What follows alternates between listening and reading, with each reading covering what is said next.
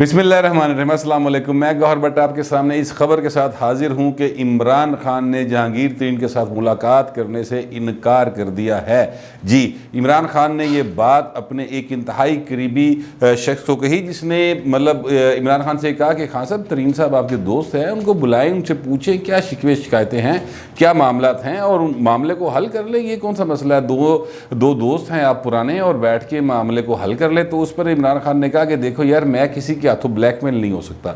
अगर कोई ये समझता है, चाहे वो तरीन है या कोई भी है, कि वो मुझे ब्लैकमेल कर लेगा और ये दिखा के कि जनाब बंदे मेरे तोड़ लिए हैं और पार्टी के लोग उसके साथ चले गए हैं, तो वो मुझे इस तरह से कि हुकूमत चली जाएगी, तो जाती है हुकूमत तो चली जाए, मैं तो किसी सूरत ब्लैकमेल नहीं होगा, मेरा क्या है, मैं जाके बनी कला में बैठ जाऊँगा, मैं कौन सी करप्शन की हुई। ये खान साहब ने उनको जवाब दिया बहरहाल। लेकिन ये जो जवाब है, ये खान साहब को महंगा बहुत पड़ेगा, क्योंकि माजी में भी ऐसा होता रहा है। मैं आपको याद दिला दूं, मियां मोहम्मद नवाज शरीफ साहब थे 90 की गवर्नमेंट में, तो उन्होंने ये कहा था कि मैं किसी से डिक्टेशन नहीं लूँगा। ये बात उन्होंने, और बड़े अखबारात में उसका ये हेडलाइंस छपी, और फिर मियां साहब ने खुद उसको, जाहिर है कि उनके बंदों ने ये बात पहुँचाई थी कि मैं किसी से डिक्टेशन नहीं लूँगा। लेकिन उसके बाद हुआ क्या, डिक्टेशन भी ली, असम्बली भी गई, और उसके बाद अगला इलेक्शन भी हारे। ये सारा कुछ हुआ था, आप याद कर लें, आपको याद होगा। लेकिन जाते जाते मियाँ साहब जो है गुलाम इसहाक, हाँ यानी बाबे साहब के तोड़ी नाल ले गया सी वो। हाँ, लेकिन बहरहाल ये बात उस वक्त हुई थी। तो जिस कुर्सी पर इमरान खान इस वक्त बैठे हुए हैं, वो कुर्सी एक्चुअली जो उसके पाए जिन की हाथों पे खड़े हैं, जिनके कंधों पे खड़े हैं, वो कंधे जो है ना, वो जब चाहें ज़रा जा झटका दे के दे कुर्सी थले सुट सकते हैं। इस बात का इदराक जो है ना, वो इमरान खान को फ़िलहाल नहीं हो रहा। हालांकि वो उनके कंधों पे बैठ के आए हैं, बल्कि उन्होंने पहले गोदी चुकी रखे है, उस तो बाद उन्होंने होली उन्होंने तगाड़े चुके हैं, तो फिर कुर्सी तो बात है। लेकिन खान साहब जब एक दफ़ा वज़ीर आज़म बन गए हैं, तो उनका ये ख्याल है कि मैं जेनवन या वज़ीर आज़म है, मुझे वाकई अवाम ने वोट दिया है। वो इस किस्म के खुश फहमी का शिकार हो चुके हैं, और उसके नतीजे में उन्होंने कहा कि जाओ फिर तरीन से कह दो कि मैं नहीं मिलता। हालांकि जिस शख्सियत ने यह बात की, उन्होंने तरीन साहब के कहने पर नहीं की, वो उन्होंने अपने तौर पर, जिस तरह होता है ना, दो दोस्तों के दरमियान लड़ाई हो जाए या नाराज़गी हो जाए, कोई तीसरा दरमियान में दोस्त आता है, कहता है यार छड्डो दो जने, चलो माफ़ करो यार एक दूसरे को, तो गल लगे टोरो, चलो कोई बात नहीं, हो जाती अच्छी बुरी बातें। इस तरह का कोई सीन था उस दोस्त का। वो दोस्त उन दोनों के बहुत करीबी हैं, सियासी आदमी तो नहीं हैं, लेकिन सियासी खानवादे से ज़रूर हैं। लेकिन इसके बावजूद उन्होंने अपने तौर पर बात की, और ये बात उन्होंने परसों खान साहब के साथ की थी, लेकिन खान साहब ने उसका मुंह तोड़ जवाब दे दिया।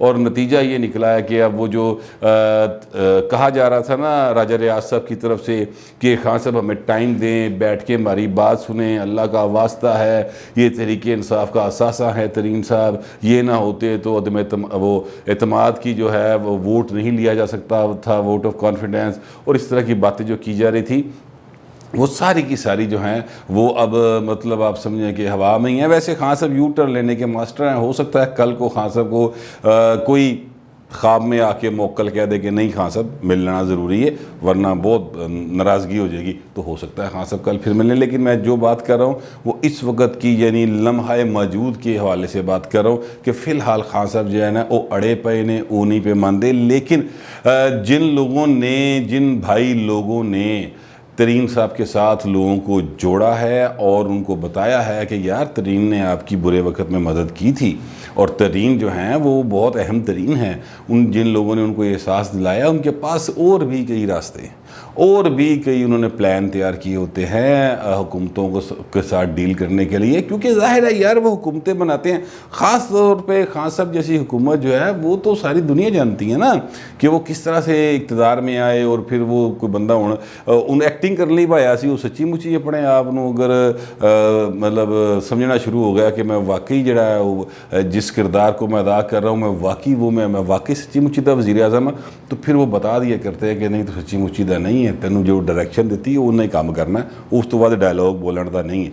बहरहाल अभी जो सीन है उसमें यह है कि जो मेरे पास इतलात हैं कि जो मैंने आपको कहा कि ABC प्लान होते हैं, तो PDM जो है, जिस हालात में PDM चल रही है, नीम मुर्दा हालत में है वो, यानी बस सांस आ भी रहा है, नहीं भी आ रहा है। पीपल्स पार्टी का इजलास हो रहा है अभी तक जब मैं आपसे बात कर रहा हूँ, और उसमें जो इतलात आ रही हैं कि बिलावल भुट्टो जरदारी साहब ने बड़ी एक क्या उसको कहते हैं खलनायक वाली एक्टिंग की और उन्होंने ऐसे करके फाड़ा शोकस नोटिस और फेंका, और फिर लोगों ने तालियां मारी, और फिर जो यूसुफ रज़ा गिलानी साहब उन्होंने कहा कि जनाब मैं इस्तीफ़ा दे देता हूं, अगर आप लोग कहते हैं तो मुझे नहीं चाहिए अपोजिशन लीडरी। तो उन्होंने सब ने कहा नहीं नहीं कोई नहीं देना। ये सारा एक स्क्रिप्ट का हिस्सा होता है, जितना कि मैं इन सियासी जमातों के अंदर रह के या इन लोगों को एक करीब से देख के मैं जिस नतीजे पहुँचाऊँ, ये सारा एक स्क्रिप्ट का हिस्सा होता है कि असी इंज करांगे तुझी फिर इंज करना है, तो उसके मुताबिक ये चल रहा है। लेकिन पीपल्स पार्टी अब अगर आ जाए वापस पीडीएम में, ख़त्म ना भी करे, और ये भी एक थ्योरी चल रही है कि जनाब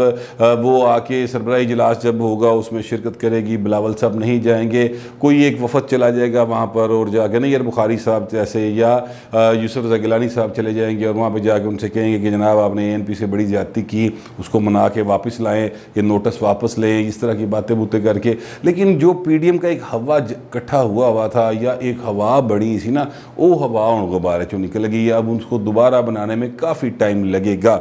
तो वो जो पीडीएम का सिलसिला ख़राब हुआ है, तो उसके बाद जो सोचने वाले हैं, जो समझदार हैं, जो डायरेक्टर्स हैं, उन्होंने एक नया प्लान जो है उस पर अमल शुरू किया, और उसके नतीजे में जहांगीर तरीन के ख़िलाफ़ पूरे का पूरा एक प्रोपेगेंडा शुरू हुआ। ये उनका मीडिया ट्रायल शुरू किया गया। उस मीडिया ट्रायल के नतीजे में जहांगीर तरीन साहब गर्मी का आगे बाहर आए, फिर उनके साथ बंदे जोड़े गए हैं, और ये जो बंदे हैं उनकी तादाद आप जानते हैं इस वक्त तक 30 है। सूबाई असम्बली के 22 लोग हैं, कौमी असम्बली के 8 लोग हैं।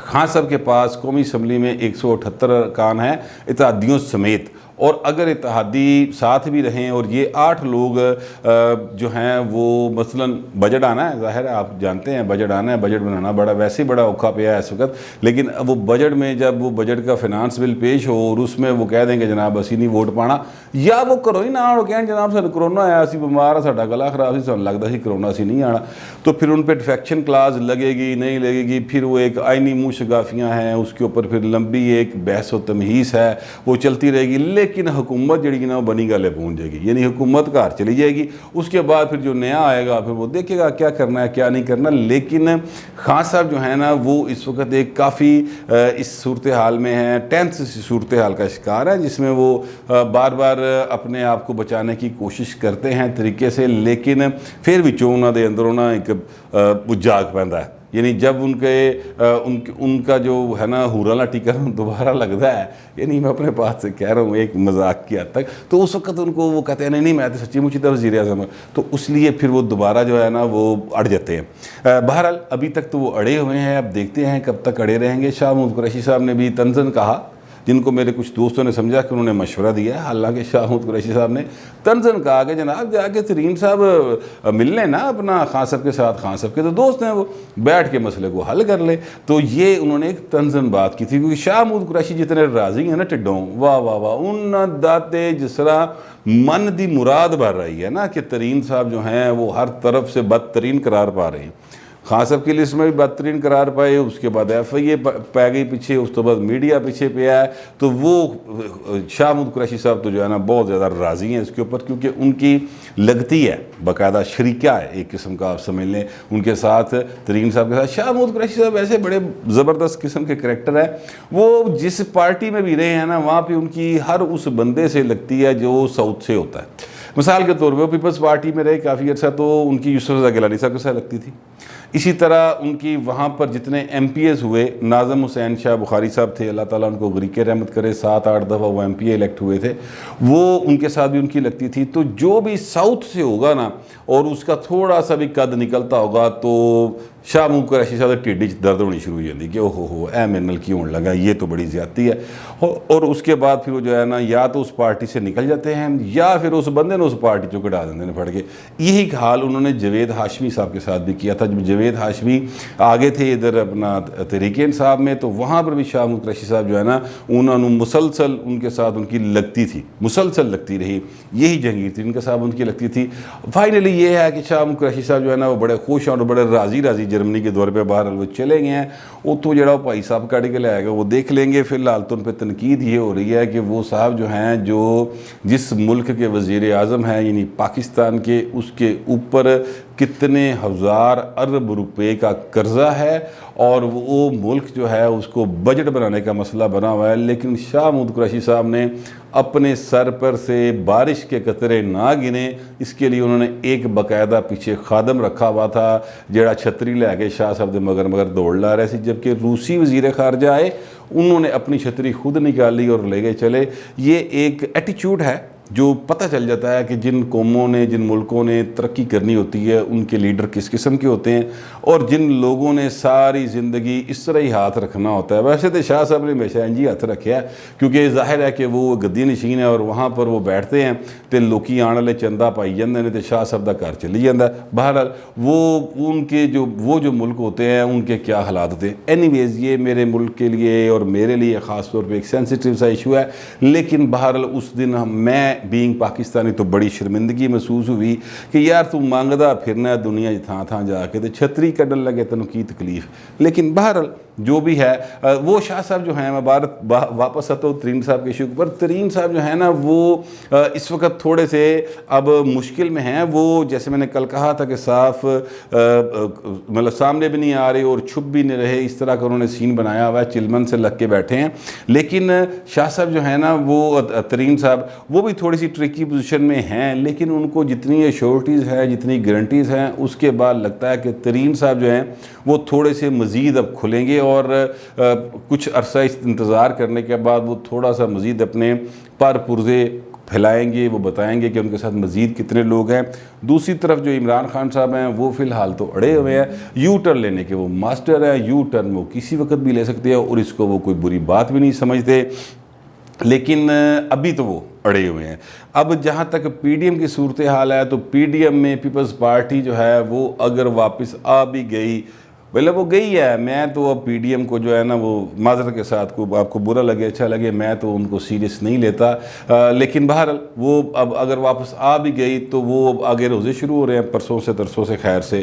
फिर गर्मी है और कोरोना ने तो जो हाल किया हुआ है पाकिस्तान में लोगों का वो आपको पता ही है। लाहौर में 17% रेशो चली गई है, तो दूसरे शहरों का तो पता नहीं क्या हाल होगा। तो ये इस सूरत हाल में ना कोई तहरीक चलनी है, ना गल ना बात, बस कोरोना चलेगा तो गुफ्तगू की हद तक जो है ना लफ्ज़ी गोराबारी वो दोनों तीनों तरफ से जारी रहेगी। लेकिन जो फाइनल जाके डिसीजन होगा और मामला आगे बढ़ेंगे उसके लिए आपको भी और मुझे भी बजट तक का इंतज़ार करना पड़ेगा। लेकिन उस तो पहले एक चीज़ और हो सकती है, अगर और ये अगर बहुत बड़ा है, अगर शहबाज शरीफ साहब की 13 तारीख को ज़मानत हो जाती है और वो बाहर आ जाते हैं, फिर कहानी में एक नया ट्विस्ट आ सकता है। और वो ट्विस्ट क्या होगा वो मैं आपको बता चुका हूँ। वो फिर बाहर जाएंगे तो बाहर जाके भरा नूं मनाएंगे और उसके बाद चीज़ें आगे मूव हो सकती हैं। लेकिन वो फिर वही बात है, अगर है बहुत बड़ा, अगर उनकी ज़मानत हो गई तो फिर हो सकता है कि सूरत हाल एक दफ़ा फिर तब्दील होती दिखाई दे और चीज़ें जो हैं उनमें यानी पीडीएम में एक दफ़ा फिर जान पड़ती दिखाई दे। हालात जो हैं वो इस तरह लगेंगे जिस तरह अपोजिशन एक दफ़ा फिर ड्राइविंग सीट पे आ गई है। लेकिन फ़िलहाल जो है ना वो बस कोरोना है और फिर इमरान खान की सूरत में डरोना है और आवाम डरे पे हैं और जो अपोजिशन है वो एक दूजे का गिरेबान जी है ना वो तार तार करने च लगी है। ओवरऑल देखा जाए तो जमहूरियत के लिए अच्छे हालात फ़िलहाल नहीं हैं, लेकिन जो सूरत हाल थी वो मैंने आपके सामने रख दी है। फ़िल वक्त इतना ही, मिलते हैं अगले व्लॉग।